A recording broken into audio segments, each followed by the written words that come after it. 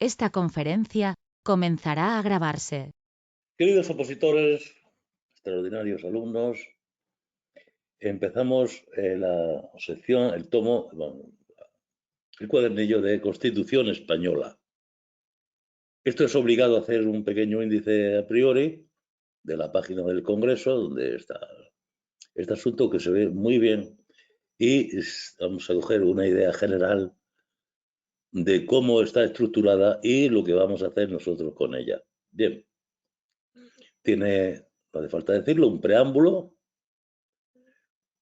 un preámbulo que no tiene artículos, preámbulo, no tiene fuerza jurídica tampoco, porque es una declaración de intenciones a secas, un título preliminar también, pues no tiene más fundamento, y ya a partir, títulos, tiene título 1, 2, 3, 4, tiene 10 títulos más preliminar, 11 títulos, 10 numerados y uno sin numerar, se llama preliminar, pero si la pregunta fuese ¿cuántos títulos?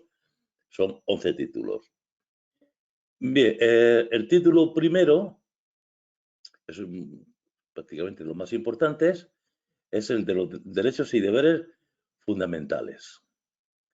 Tiene capítulo primero, segundo, tercero, cuarto y quinto y 5 capítulos, de los cuales solamente el segundo tiene 2 secciones, sección primera, sección segunda.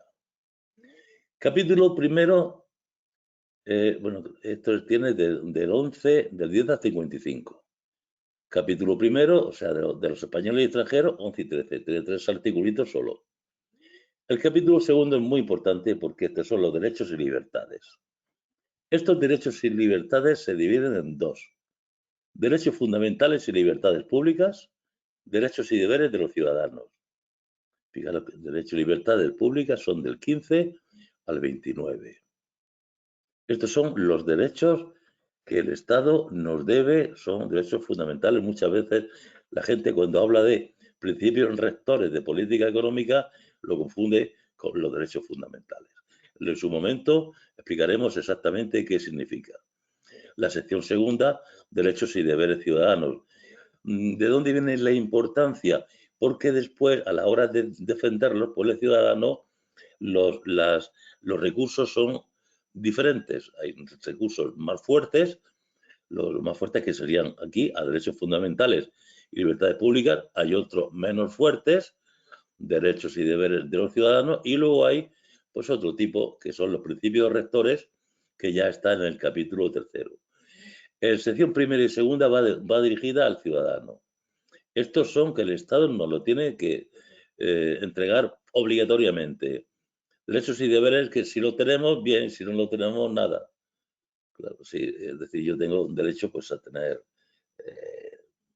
un sueldo, una casa, un trabajo, tengo el derecho, pero si los derechos que se mencionan aquí estuviesen en la sección primera, es que tendríamos que hacerlo al Estado a la fuerza. Bueno, ya lo veremos en su momento.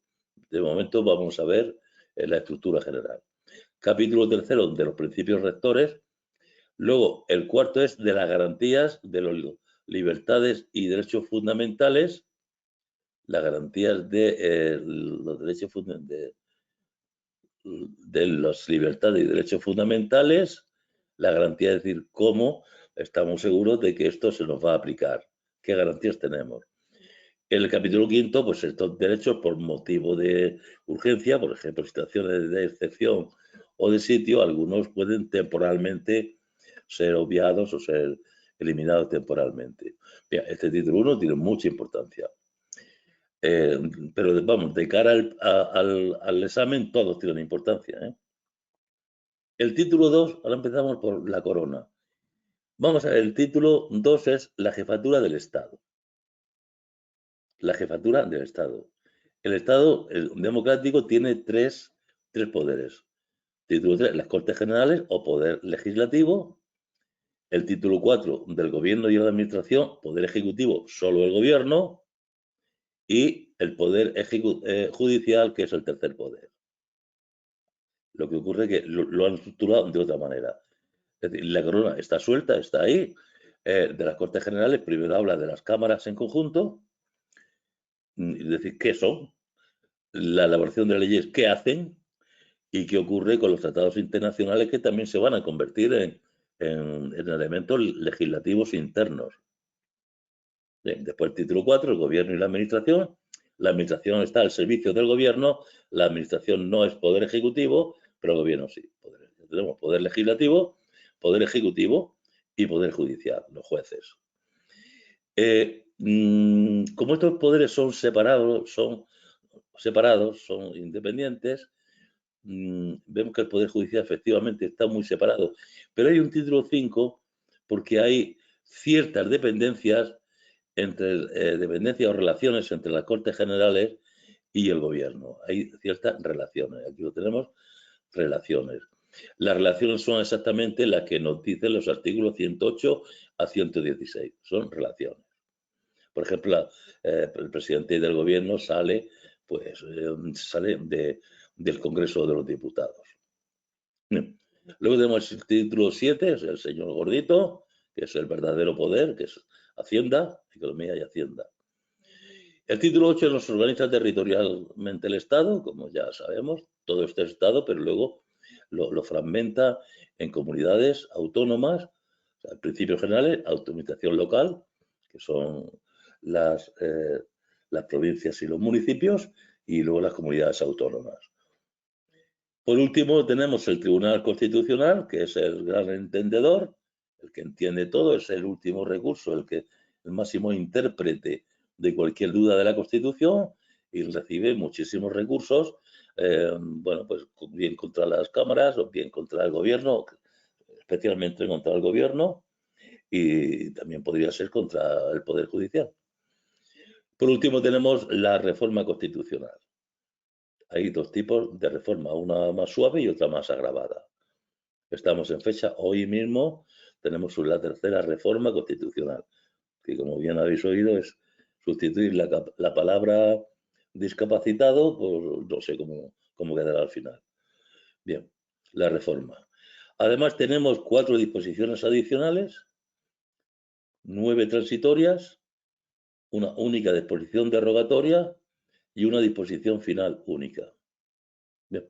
Pero ¿cómo vamos a abordar nosotros este tema? Igual que hemos hecho con el programa en general, que lo hemos cambiado de orden los temas para darle coherencia al estudio y hacerlo más didáctico, aquí vamos a hacer exactamente igual.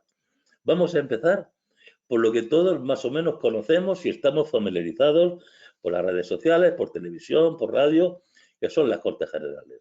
Todo el mundo ha visto el Congreso, ha visto el Senado. Esto nos resulta muy familiar. Empezaremos por el Poder Legislativo.